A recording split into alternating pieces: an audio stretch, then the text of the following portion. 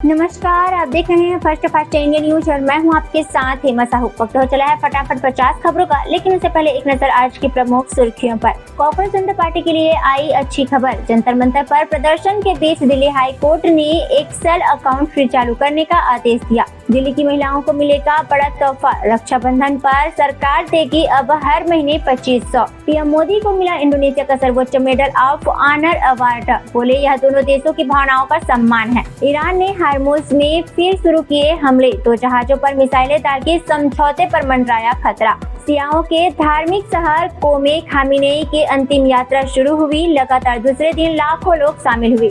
Jamkaran मस्जिद में जनाजे की नमाज पढ़ी गई। केरल के वायनाड में टनल कंस्ट्रक्शन साइट पर भूस्खलन से 2 लोगों की जान गई, 7 लोग घायल हुए। कई लोग लापता बताए जा रहे हैं। राम मंदिर चढ़ावा चोरी मामले के तीनों आरोपी 1 दिन की पुलिस रिमांड पर।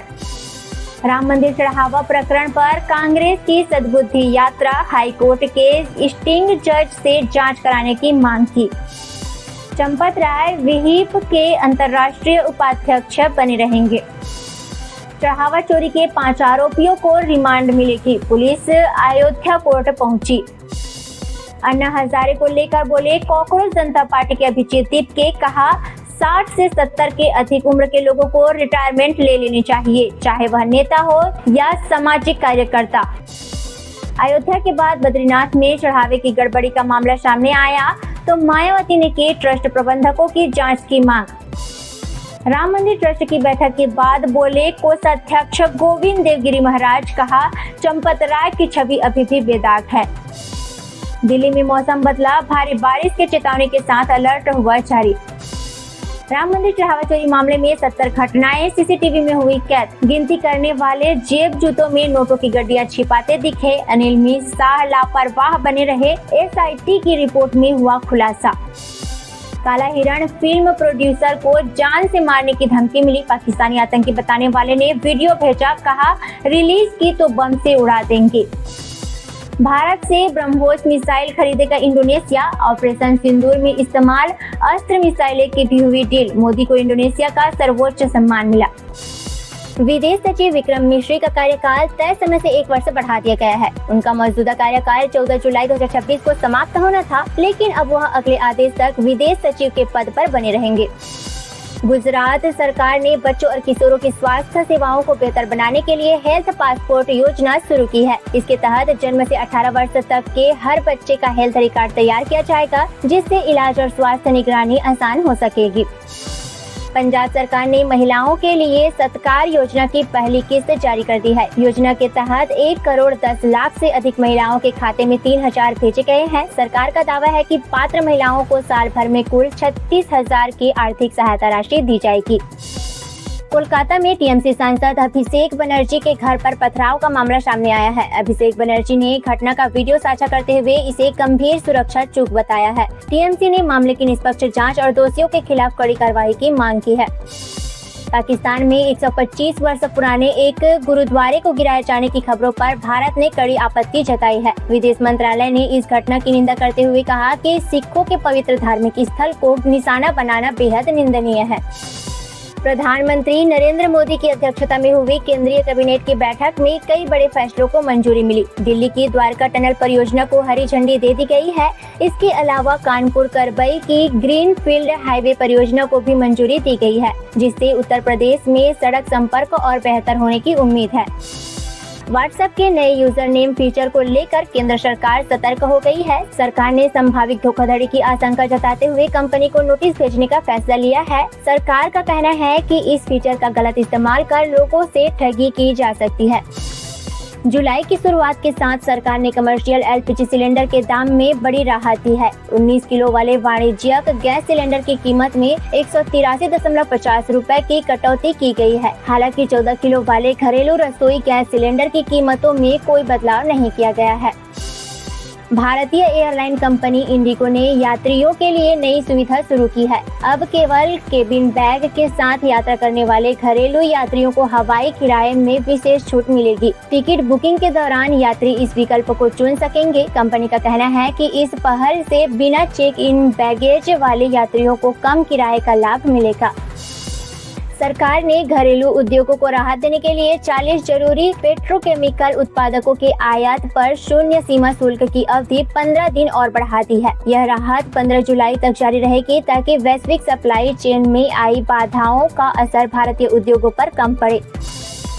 टीएमसी सांसद महुआ मोइत्रा को भी पश्चिम बंगाल के नदिया में विरोध का सामना करना पड़ा। उनके पहुंचते ही कुछ लोगों ने काले झंडे दिखाए और अंडे फेंके। महुआ मोइत्रा ने घटना का वीडियो साझा करते हुए आरोप लगाया कि पुलिस और सुरक्षा बल मूक दर्शक बने रहे और समय रहते कोई कार्रवाई नहीं की गई। सूरत नगर निगम ने नासिर नगर विध्वंस मामले में 5 इंजीनियरों को तत्काल प्रभाव से निलंबित कर विभागीय जांच शुरू कर दी है। विशेष जांच समिति की रिपोर्ट्स के बाद यह कार्रवाई की गई है, जबकि मामले की सुनवाई गुजरात हाई कोर्ट में जारी है। कच्चे तेल की कीमतों में नरमी के बीच निजी ईंधन कंपनी नायरा एनर्जी ने पेट्रोल और डीजल के दाम घटाने का ऐलान किया है।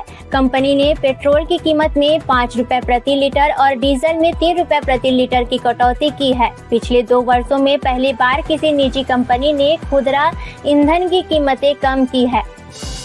उत्तर प्रदेश के सुल्तानपुर में राहुल गांधी के खिलाफ चल रहे मानहानि मामले में सुनवाई आगे बढ़ गई है। करीब 8 साल पुराने इस मामले में अब 6 जुलाई को बहस होगी। यह मामला कथित वॉइस सैंपल और बयान से जुड़े विवाद से संबंधित बताया जा रहा है। अयोध्या राम मंदिर चढ़ावा चोरी मामले की जांच के लिए एसआईटी को अतिरिक्त समय दिया गया है। जांच एजेंसी को रिपोर्ट सौंपने के लिए 15 दिन की और मोहलत मिली है। इसी बीच जिस जगह से आरोपी अविनाश शुक्ला की गिरफ्तारी हुई थी, वहां से एक संदिग्ध बंद पक्षक भी बरामद हुआ है, जिसकी जांच की जा रही है। समाजवादी पार्टी प्रमुख अखिलेश यादव ने चढ़ावा चोरी मामले में बीजेपी पर निशाना साधते हुए कहा कि करोड़ों हिंदुओं की आस्था के साथ खिलवाड़ हुआ है। उन्होंने मांग की कि मामले की जांच निष्पक्ष जांच हो और जो भी सोना चांदी या अन्य चढ़ावा गायब हुआ वह श्रद्धालुओं को वापस मिलना चाहिए। राम मंदिर चढ़ावा चोरी मामले को लेकर मुख्यमंत्री योगी आदित्यनाथ ने सहारनपुर में विपक्ष पर तीखा हमला बोला। उन्होंने कहा कि जो लोग पहले हिंदुओं को सांप्रदायिक बताते थे और उन पर लाठियां चलवाते थे, वही आज आस्था की बात कर रहे हैं। इस बीच उन्होंने दोषियों पर सख्त कार्रवाई की बात भी की।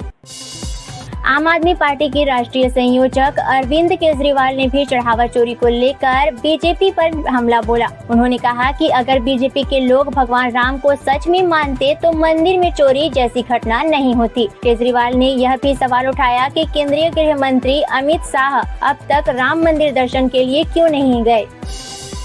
भारत और पाकिस्तान ने एक बार फिर दोनों देशों की जेलों में बंद कैदियों और मछुआरों की नई सूची का आदान प्रदान किया है। भारत और पाकिस्तान ने एक बार फिर दोनों देशों की जेलों में बंद कैदियों और मछुआरों की नई सूची का आदान प्रदान किया है।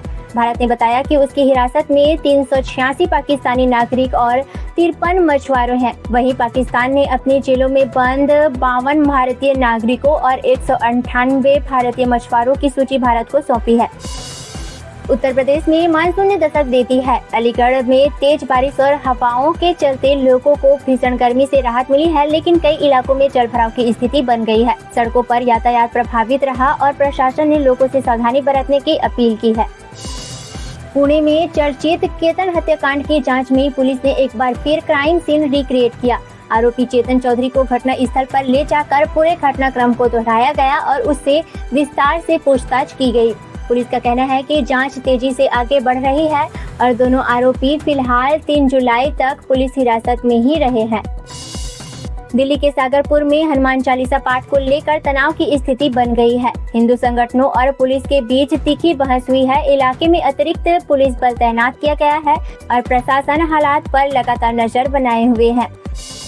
भारतीय सेना के नए प्रमुख जनरल धीरज सेठ ने पदभार संभाल लिया है। कार्यभार ग्रहण करने के बाद उन्होंने कहा कि भारतीय सेना हर चुनौती का सामना करने के लिए पूरी तरह तैयार है और बदलते सुरक्षा माहौल को देखते हुए सेना के आधुनिकीकरण पर विशेष जोर दिया जाएगा। उत्तराखंड सरकार ने मदरसा शिक्षा व्यवस्था में बड़ा बदलाव किया है। राज्य में मदरसा बोर्ड की जगह अल्पसंख्यक शिक्षा प्राधिकरण लागू कर दिया गया है। अब मदरसों में उत्तराखंड बोर्ड और एनसीईआरटी के पाठ्यक्रम के अनुसार पढ़ाई होगी, जबकि धार्मिक शिक्षा नियमित कक्षाओं के बाद कराई जाएगी। समाजवादी पार्टी प्रमुख अखिलेश यादव के जन्मदिन पर कांग्रेस ने राजनीतिक संदेश देने की कोशिश की। कांग्रेस कार्यकाल पर अखिलेश यादव और राहुल गांधी के पोस्टर लगाए गए, जिनमें दोनों नेताओं को एक दूसरे का हाथ थामे विजय मुद्रा में दिखाया गया। इसे विपक्षी एकजुटता के संकेत के तौर पर देखा जा रहा है। महाराष्ट्र की राजनीति में उद्धव ठाकरे गुट छोड़कर शिंदे गुट में शामिल हुए एमएलसी सचिन अहिर को बड़ा राजनीतिक इनाम मिला है। नामांकन वापस होने के बाद वे निर्विरोध विधान परिषद के उप सभापति चुन लिए गए हैं। इसे शिंदे गुट की बड़ी सफलता और उद्धव ठाकरे गुट के लिए एक और झटका माना जा रहा है। उत्तर प्रदेश के शाहजहांपुर में नकली बेसन और दाल बनाने वाली फैक्ट्री का भंडाफोड़ हुआ है। खाद्य विभाग ने छापेमारी के दौरान करीब 32 लाख का नकली माल, पैकिंग मशीनें और भारी मात्रा में पैकेजिंग सामग्री जब्त की गई है। राजधानी ब्रांड के नाम पर नकली उत्पाद बाजार में बेचे जा रहे थे। लखनऊ में तेज रफ्तार कार ने सड़क किनारे सो रहे एक ही परिवार के 4 लोगों को कुचल दिया। हादसे में चारों गंभीर रूप से घायल हो गए, जिन्हें अस्पताल में भर्ती कराया गया है। पुलिस ने मामले की जांच शुरू कर दी है। पश्चिम बंगाल में टीएमसी नेताओं के खिलाफ विरोध प्रदर्शन जारी है। दुर्गापुर में टीएमसी सांसद दोला सेना को बीजेपी कार्यकर्ताओं ने काले झंडे दिखाए और उनकी गाड़ी के सामने नारेबाजी की। दोनों पक्षों के समर्थकों के बीच तीखी झड़प भी हुई। भारत पाकिस्तान संबंधों को लेकर दोनों देशों के प्रमुख नागरिकों ने बातचीत की अपील की है। पाकिस्तान के 57 और भारत के 61 पूर्व राजनेताओं, समाज सेविकों और प्रमुख हस्तियों ने दोनों देशों के प्रधानमंत्रियों को पत्र लिखकर संवाद करने की मांग की है।